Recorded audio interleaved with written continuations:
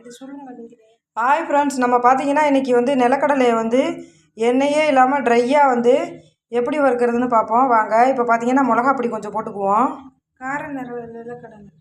கார நிலக்கடலை பண்ண போகிறோம் வாங்க. மிளகா பொடி உங்களுக்கு தேவையான அளவு போட்டுக்குங்க. காரம் வேணால் 1 ஸ்பூன் கூட நீங்கள் போட்டுக்கலாம். அடுத்து பார்த்தீங்கன்னா உப்பு போட்டுக்குவோம். மழை வெளியில் மழையும் இடியுமா இருக்குது, உரப்பாக கேட்குது. இப்போ வந்து ரெடி பண்ணியாச்சு. கொஞ்சமாக தண்ணி ஊற்றிக்குவோம், லைட்டாக ஊற்றினா போதும்.